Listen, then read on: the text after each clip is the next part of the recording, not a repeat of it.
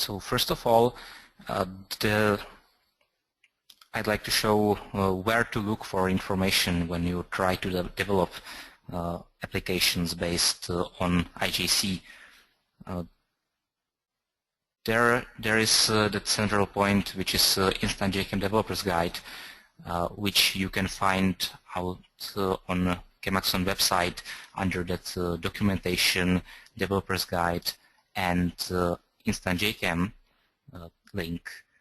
And on this page, the most important and interesting things are that architecture diagram, which shows where to look for specific parts of functionality to use. And if you click through that diagram, you go to the Instant JChem API page, which explains the concepts of Instant JChem architecture, and you can read this if you want to understand better how the entities and data trees and relationships are related, and to understand how the Instant JChem data model works inside.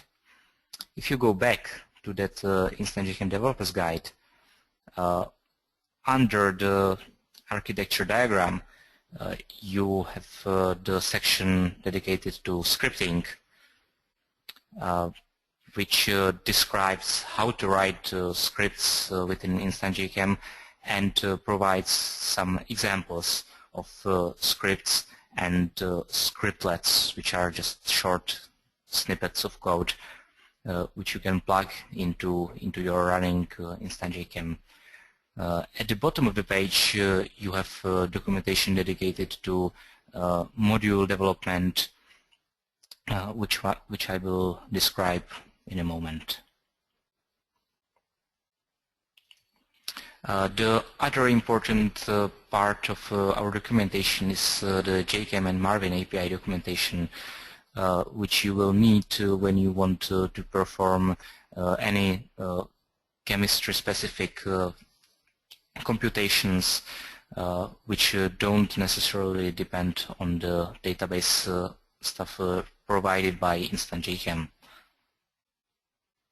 And last but not least is the chemical terms reference, which describes ChemAxon's language for performing simple chemistry-related computations based on a single input structure. So now I would like to talk about the possible ways how to extend Instant JChem. We have the possibility to write the extension modules, which are usually written in Java. They have full access to the Instant JChem APIs, and they can be integrated just about anywhere. You can write actions in menu, you can write a toolbar button with this module, you can write your own renderer for our widgets. But on the other hand, they feel quite a bit heavier than the scripts, because you have to invest some effort at first to set up your development environment and to deploy them, but it's compensated by the possibility to create unit tests for them, and you write in a statically typed language. On the other hand, we have possibility to write scripts which are written in Groovy. They have full access to the APIs as well, but you can integrate the scripts only in some predefined locations, and so they are quite well suited for quick prototyping rather than a big feature development. So first of all, I'd like to describe how the modules look like from the user's point of view. If we open Instant JChem and we go to the Tools menu, there is that plugin action, which when we invoke, we go to the plugin manager. Here in the available plugins tab, you can see the example plugins which are already included within your Instant JChem installation. When you check this box to install a plugin, click here the install button, go through the installation process, then your plugin is installed and appears in the install tab, and you can uninstall it from here. Then if I choose, for example, the math computation actions example, you can see the plugin in action from within Instant JChem. This plugin added a new menu inside of the help menu called IJC API examples, and it has two actions, compute average and compute sum, which are both now disabled because we don't have any data on which we could perform these computations. So if we open a grid view, for example, when we add some numeric column and we select some data, run one of these actions, for example compute sum, and the action defined in the extension module is computed. You could perform just about any computation within this module, and you can integrate it in many places, including, as you have seen, the menu actions. You could create a toolbar button here.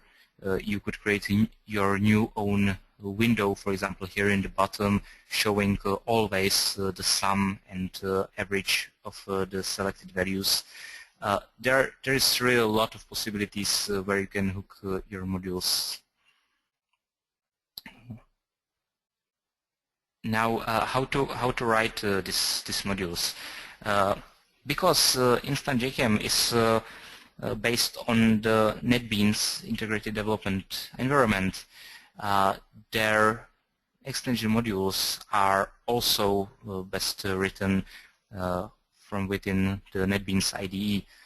You can download it free of charge at the netbeans.org page under the download button. You can see different editions. The Java SE should be right for you. Now, when you download it and installed the NetBeans environment, to be able to write the extension modules, you first have to point the NetBeans to your Instant JChem installation. So you go to the Tools menu as well. You look for NetBeans platforms, and you click to add platform. You look for your Instant JChem installation. I have it locally under C program files, ChemAxon, Instant JChem. And if you click on the Instant JChem folder, you should see the platform label that shows the current Instant JChem version. Click Next. Now choose the platform name. If you are developing your own plugins to Instant JChem, this name shouldn't matter, but to run the API examples from our website, the name should be exactly IJC platform because they are pre-configured to run out of the box with that platform name. So we type IJC platform, click Finish. And there's also one important thing. You go to the Harness tab and check Harness supplied with platform so that it doesn't use the part of platform, which is supplied with the NetBeans development environment you just downloaded. Close. Now on the developer's guide at the bottom, you see this is the page with the architecture diagram. At the bottom of the page, you can see the link to download the IJC API examples, which are the 4 modules available in the default Instant JChem installation as the example extensions. So now when you downloaded it and unzipped, because it's a zip file, you look for the folder from the NetBeans and choose Open Project. Find where you have unzipped the API example sources. I unzipped into my home folder under the same name as it was in the zip, and open it. And now select the API example suite. When we open required project, the modules which are provided by the suite are opened as well. Now when I open it, I can see how the modules are written, and if we go, for example, to the mass computation actions example, which I have shown you live in the Instant JChem, you can go to the source packages and see there are two actions which appear in the menu, and you can examine their source code and modify it and implement your own actions to run within Instant JChem. When you click on the suite and hit this run button, if everything is configured correctly, most notably the NetBeans platform, after a while this should start a new Instant JChem instance with all these modules which we have just downloaded enabled. So let's wait a while to verify this. Now in the help menu we see IJC API examples, and there are some more actions available than we had before when we run the regular installation. This reacts to any changes you make in the modules. So if we go back to the presentation, the modules are part of the NetBeans platform, and they are built on top of its APIs, so it's generally good to understand the concepts in the NetBeans platform, but it's not so necessary. It's good mainly for knowing where you can integrate your modules. For example, what are the places where you can place the actions in, and how the window system works. But at first, you don't need to know almost anything about NetBeans platform. There are examples of plugin development, step-by-step tutorials at the bottom of the IJC development guide I have already shown. For your company-wide deployment of these modules, the best option is to create the auto-update site, which then appears in your plugin manager, and you can see your modules here in the available plugins, or automatically updated in the updates. So your installations will pick up the updates, and the users don't have to go downloading anything.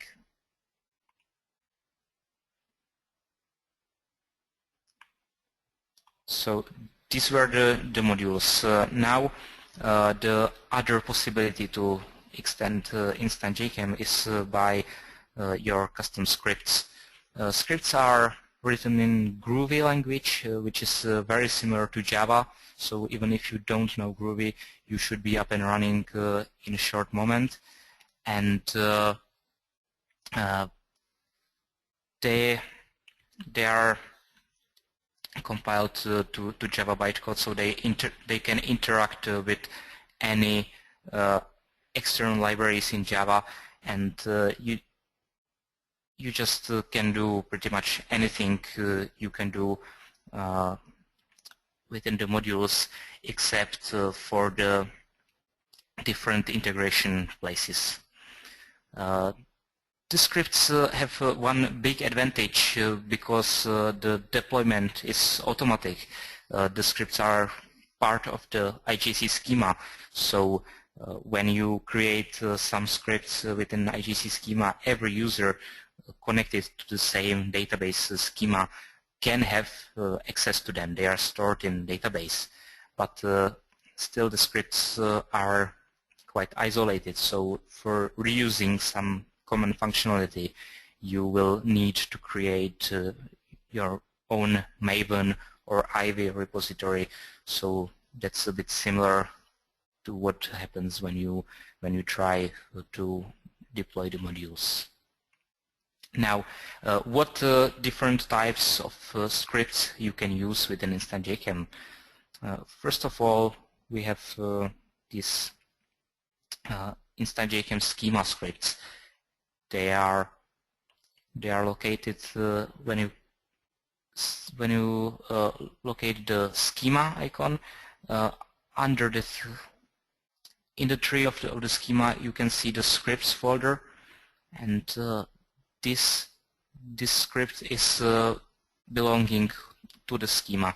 So when you open it, it's the sample script you get by creating a schema script, and it has access to that schema variable.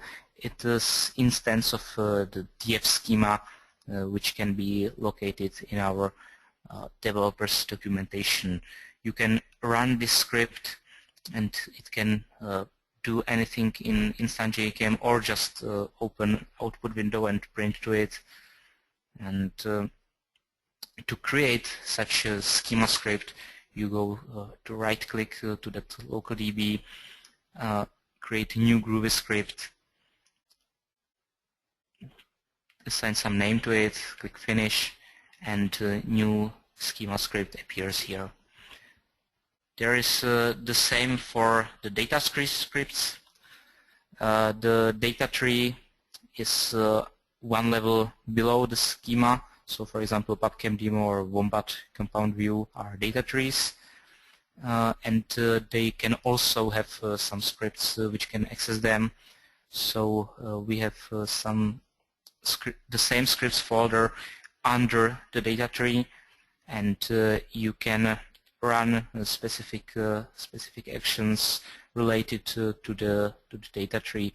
For example, in the example database, the PubChem demo, we have that SDF exporter and CDX importer scripts, which can be run, and they show some samples what you can do with the script specific to data tree. The schema scripts are usually used to, for example, populate the database or create the data trees automatically, or the other sort of tasks which are manipulating the database structure. The data tree scripts are more suitable for tasks which relate to certain data tree, like import and export, for example.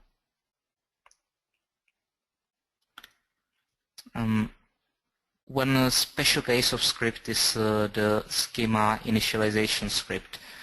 It has access to the df schema and username, and you can find this script in the schema editor. You can open the schema editor when you right-click at the Instant JChem schema, select that Edit Schema action, and go to the Schema tab. Now, under Miscellaneous, you have this editor window where you can edit the scripts which are being run whenever the user connects or disconnects from schema. This can be useful, for example, for logging which users are active to some external system, or to perform some auto update of schema based on some external configuration whenever the Instant JChem is started up. Or it can provide some notification to some stored procedures in database. The other scripts which are within Instant JChem are form scripts. They generally have access to some widget, which is some component within form displaying data.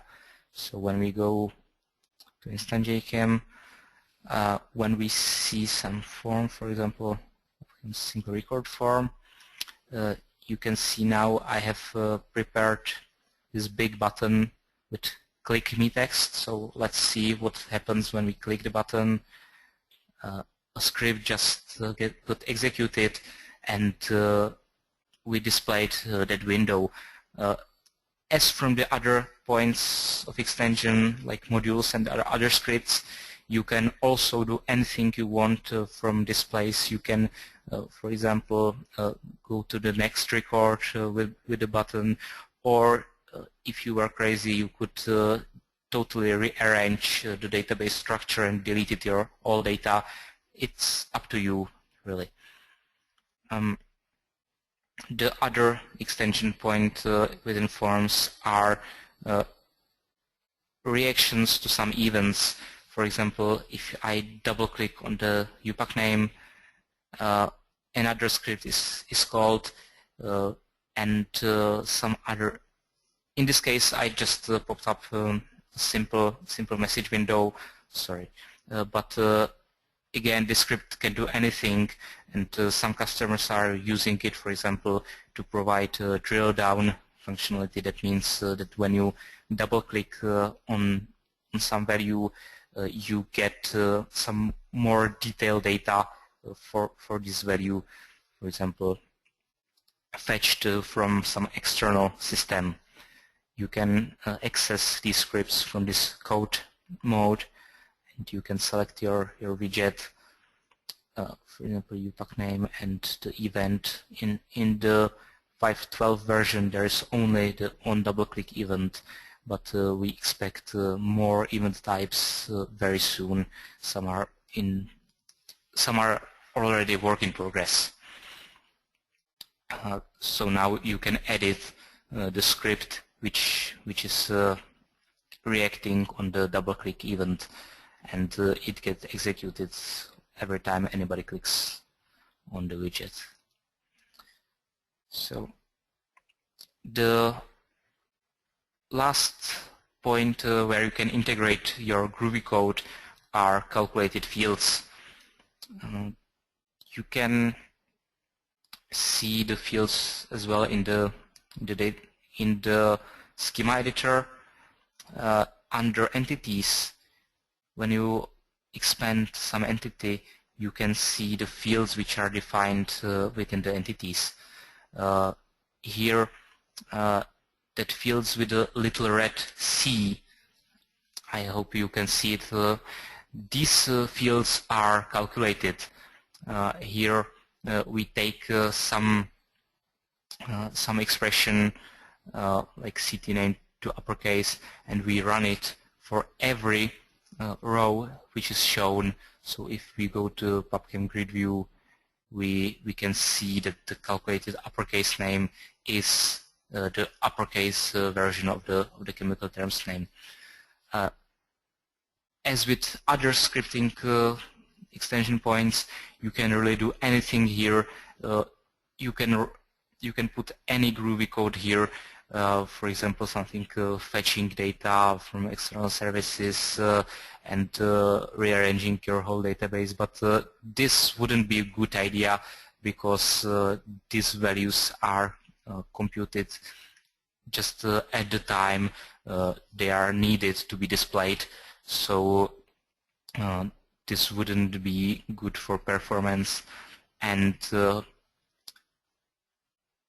that also means that these calculated fields cannot be sorted or queried upon.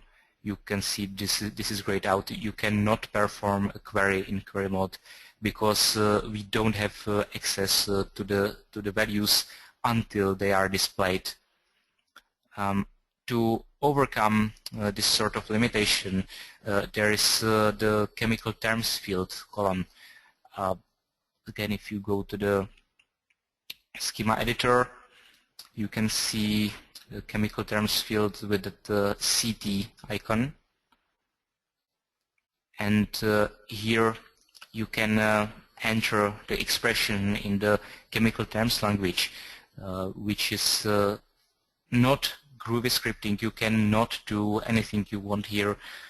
This is available only for structure tables, and the expression always does something related to the main structure. We have some expressions prepared here. I have just chosen the UPAC name, and the benefit of these fields is that you can sort by them because they are stored in the database, and you can perform query.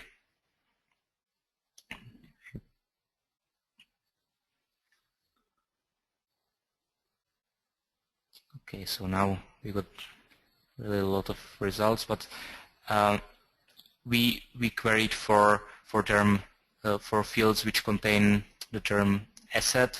So, for example, acetic acid and things like that should appear. And when we go browsing, we have, for example, oxoacetic acid and hydroxyacetic acid. So these fields can be queried and sorted because they are stored in the database, and every time you update the structure here, these values are recalculated. This is quite a different behavior than the calculated fields, which give you more freedom, but you can't use some features provided by the chemical terms.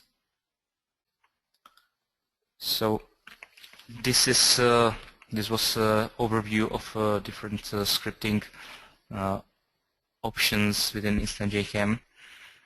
Just remember that the chemical terms fields have really different characteristics than calculated fields, and they are usually used for simple calculations which are based on one input structure. They can't reuse any data from other parts of Instant JChem, which is the possibility with the calculated fields. Now, as for the deployment of the scripts, every time you write a script in Instant JChem, it's stored in the database, and everybody who logs in to the same database schema can be given access to run these scripts. If they are, if you created the schema or data tree scripts, you can share them to different user roles so they can see them and execute them. For example, if I created this script, the sample data tree script, I right-click on the script, locate the share action.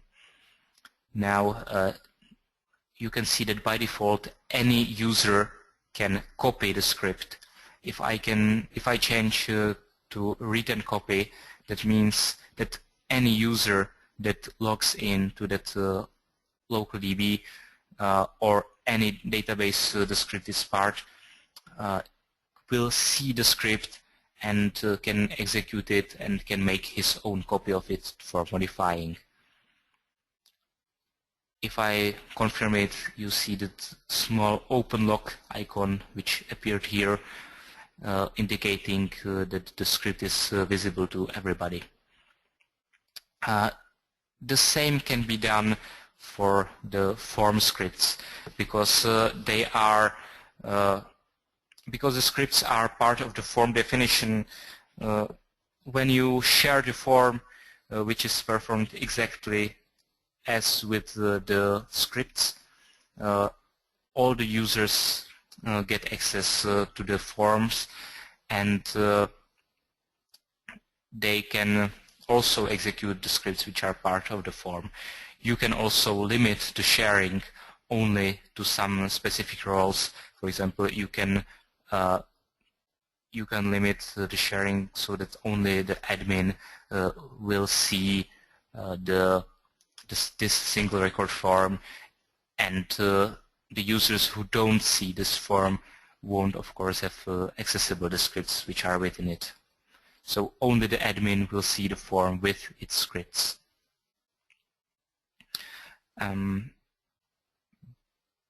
Now, this was for the sharing of individual scripts. Still, it has the limitation that everything you need has to be present in that single script file. Now, if you have some common bits of the scripts which you would like to reuse in at different places and in different scripts, you would need to use libraries. Groovy has that feature called grep annotation, which is some dependency definition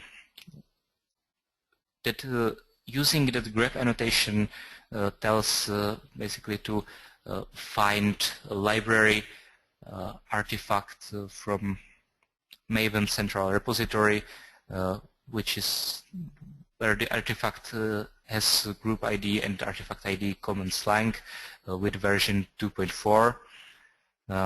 And on the first run of the script, you just download it from internet, and in the script you can use any features from that library, and you just import it, and it works.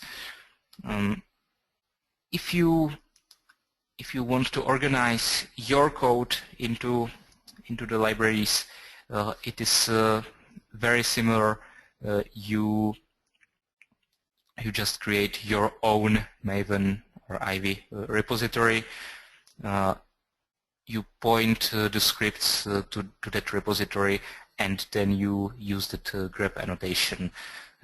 Everything is described in the official Groovy grep documentation page, and IJC supports the location of scripts within different repositories than Maven Central, so you can create your company-wide repository for scripts. So to conclude, there are many possibilities where you can plug your own code into Instant JChem to enhance its functionality. I would personally recommend that to get up to speed with the development in Instant JChem and for quick prototyping, you should start with trying to write some simple Groovy script based on the examples within our IJC developers guide. On the other hand, if everything you want are some calculations based on the individual molecules, the best option and the simplest one is the chemical terms, because they are stored in the database and automatically updated, so you can sort and query on it. And for bigger features like some actions and bigger integration with your company information systems, you can use modules or organize the common bits of your scripts into the libraries. We have experienced that usually the modules are easier to test, but this decision whether you should use modules or scripts depends on your requirements and your workflows, like whether you want to perform some automated testing or where are the extension points you want to use. So thanks for your attention, and I can now answer your questions.